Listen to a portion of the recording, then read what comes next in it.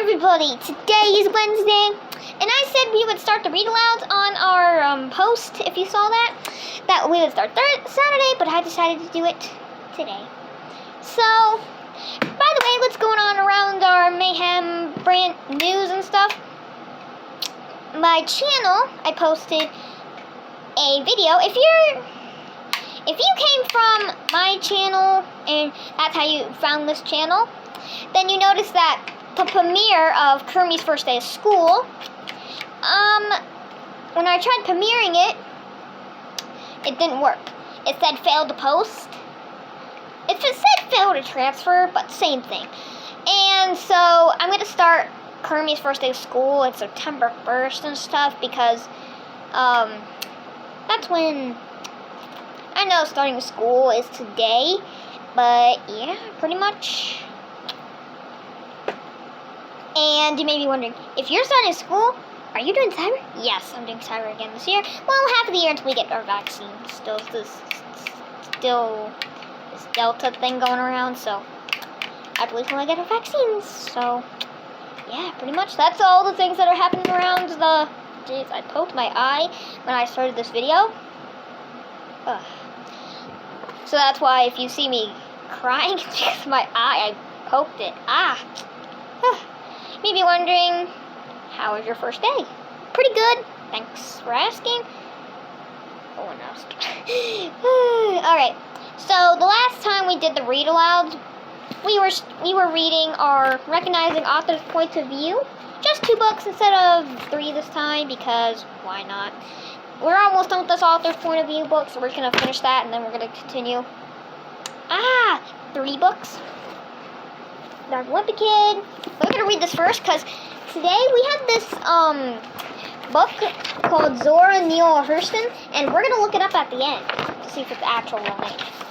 And last time we read this book about a confusing book about justice in Ownville. It didn't really make sense to me, so you can go check that out. But yeah, so far we got a little lookup to do, some search on Google. But so far, we're going to do our Dark Olympic Kid. So the last time we read our book, which was a while, it was a couple days ago, but it was about where his mom found out that his fake mom bucks, his $100,000 of mom bucks under his mattress. And so if you guys don't remember the mom bucks thing, Roderick went to, Gregory went to, Rolly's house, and he found these board game money that looked exactly like mom bucks, and Gregory thinks that she's never going to start this business again. So today's Thursday, and we were so close, and we could have been on the same day. Today was Thanksgiving, and it started off like it always does with Aunt Rhoda showing up 2 hours early. I mean, you always want to be early to stuff because you don't want to miss and stuff, but 2 hours early? I would have been just relaxing, getting dressed and stuff. Maybe not getting dressed immediately. Maybe just getting dressed, not doing my hair yet. I'll do my hair whenever we're about, to leave and stuff. Mom always makes me and Roderick entertain Aunt Laura, and that means talk to her the rest of the family shows up for 2 hours. I mean, I don't really have that good of a conversation. The biggest fights me and Roderick ever had were whoever has to greet her first. Do they really not want to? So they're wrestling or fighting, whatever. If you're wondering why I'm going with this, I'm just making sure you guys can see it. So, basically, me and my brother like to wrestle. We don't do, what they're doing. This is, look at that. But we just do, wrestle. We don't, pull out our hair and stuff. We just wrestle, friendly wrestle. Kid wrestling. The rest of the family started trickling in around 11 o'clock. Dad's brother, Uncle Joe, and his kids were the last ones to show up around 2:30. Jeez. They were half an hour. I don't know. Uncle Joe's kids all called Dad the same thing. Hi, Aunt Flank. So these kids are adorable. Look how little they are. They're so cute. I know it's just a drawing, but adorable. You guys gotta agree with that. Mom thinks it's really cute, but Dad swears that Uncle Joe tells his kids to do it on purpose. Things are pretty tense between Dad and Uncle Joe because Dad is still mad at Uncle Joe for something he did last. That was a year ago. Drop it, stomp on it, and throw it in the trash. Back then, Manny had just started potty training, and he was doing pretty good. In fact, he was probably out about 2 weeks from being out of diapers. Nice. But Uncle Joe said something to Manny that changed everything. Better look out for the potty monster, little fella. So he's trying to go to the potty, and he just comes in. Like, what kind of person comes to the bathroom and says that? Like, I'd be like, can you get out? I'm trying to use the bathroom here. Unless he just walked in. So, it was 6 months before Manny would even step foot in the bathroom again. Every time Dad turned a dirty diaper after that, I heard him cursing on Uncle Joe under his breath. We had dinner around 2 o'clock, then people went to the living room to talk. I didn't feel like talking, so I went to the family room to play video games. Eventually, I guess Dad had enough of the family too, so he went downstairs to work on his Civil War battlefield. But he forgot to lock the door to the furnace room, and Uncle Joe walked in after him. Uncle Joe seemed pretty interested in what Dad was working on, so Dad told him all about it.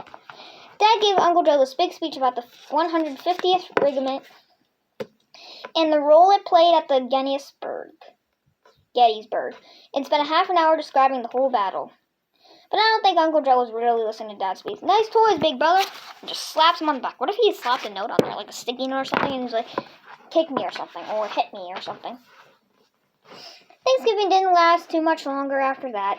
Dad went upstairs and turned off the thermostat until it got stuffy and everyone cleared out. And that's pretty much how Thanksgiving ends every year at our house.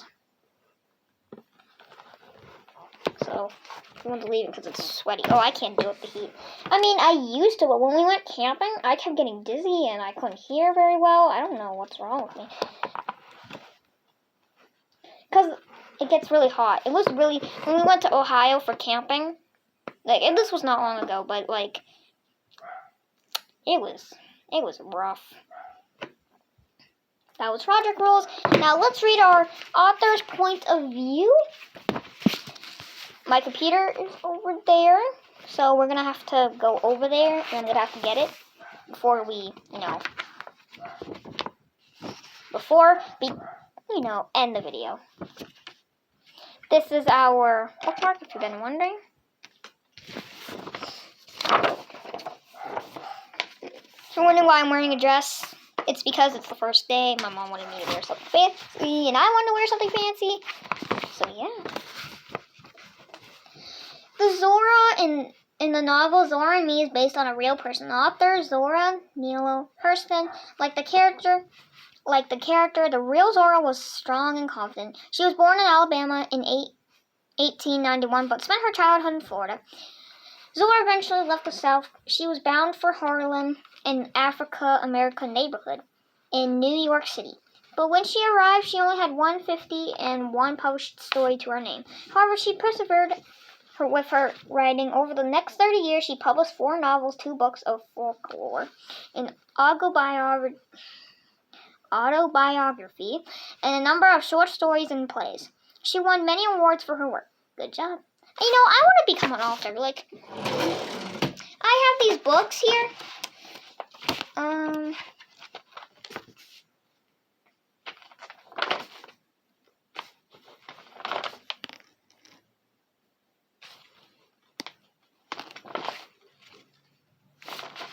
So, I have, like, these little Nicole journals. If you guys, this was a long time since I've actually, like, read one of my Nicole stories to you guys. And I don't really know if you guys liked it or not, but, like, Nicole's Tough Beach Day, I'll read 1 page of it. Tell me if you guys like it, because I want to share more of my books. Like, I'll write way more. I have one more of these, so one of these kid writing journals. I got it from my sister from her school, and I like it. So this is basically her diary. Ignore the last page was just like this. I accidentally messed up. Hi, I'm Nicole, and I live with my mom and my dad. I have siblings. They are named Samuel, Sam, and Sally. My friends' names are Bill, Billy, Tommy, Emma, and Emily. I am in 5th grade, but I'm going to 6th grade in a couple more days. It was a sunny afternoon in my house, and it was raining very hard. It was sunny and rainy, so there was like a rainbow above our house. Tommy came over to sit with me in my backyard, to sit in the wet grass to watch the rainbow and talk. After an hour, the sun went away and the rainbow was fading away. It was such a magical moment. Tommy had to go home, so I walked him home because he felt scared walking home alone. After he said bye, I started to walk home and I saw a kid looking at me, so I ran. And that's the picture. So there's Tommy, there's Nicole, and there's the boy. That was looking at him. So that's one page of my book. If you guys like it, make sure to like the video. I do have Living on the Farm, book called Watercolors Fade by Vanessa, by me. I am Winnie and I live on a farm with my family. I've been here for 5 years of my life. I was born in a poor family in a small little cottage. I live with my mom, my dad, and my dog named Snowy, and my siblings. So we have 7 kids in the cottage. My real dad left us when I was only a baby because Mom found out that Dad wasn't abusive to me and the ones that are lame. He would take us into the basement and lock us there for months or even worse. So there's the whole family. Mom is 40 when they took this picture. Stepdad, 40. Nikki, 14. Nick, 13. Sarah, 10. Jace, 6. Me, like the girl, Wendy, 4. And Dar is a baby, 2 years old. Grandma and Dad. That's Watercolors Fade, known as Living on the Farm. So if you guys want to see more of my stories, comment down below if the comments are turned on. Ah! Okay, let's read our book. Hurston was kind of a rare person who could walk into a room and command immediate attention. She was smart and amusing. People liked her. Her storytelling cast a spell on the audience. One friend recalled that she had the gift of walking into hearts. Hurston didn't finish high school till her mid-20s. Then she went to graduate from college, where she studied the science of the human culture and beliefs. As part of her studies, she developed an interest in folklore, such as stories of Cinderella, Jack and the Beanstalk, which are passed down from parents to children. She spent years collecting and publishing folklore and stories of Southern Americans. Without her work, many of these traditional stories might have lost forever.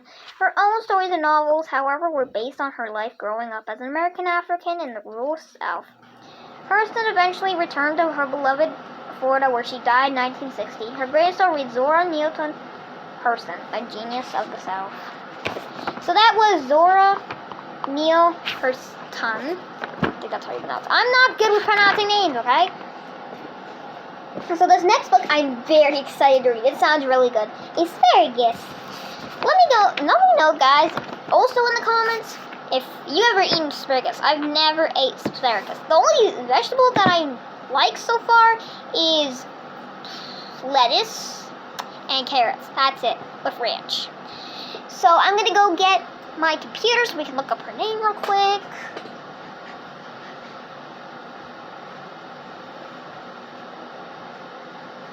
Alright, I got the computer. Now we're gonna look up her name. Okay.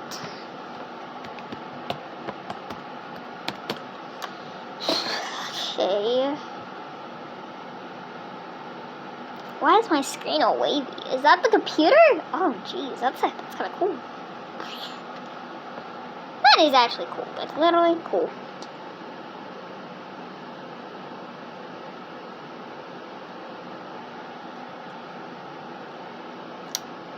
Okay. I'm gonna have to look up her name. I'm gonna put this away real quick, though.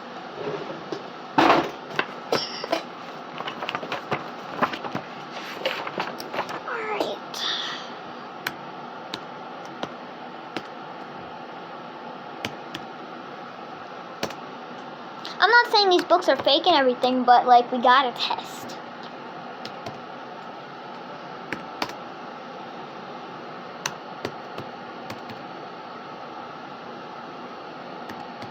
Okay, there we go. Type in her name. Okay, we're gonna look at images. Okay, is this her? Wait, is that actually her?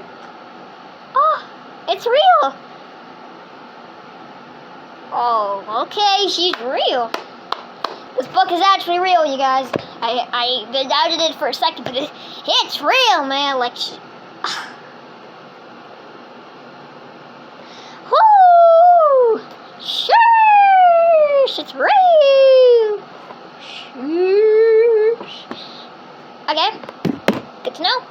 Alright, well, you learned a fact today that Zora Neale Hurston is a real person. Well, used to be a real person. Ah! The book fell. Oh no! So I'm going to be working on my Nicole book diary. I'll see you guys later.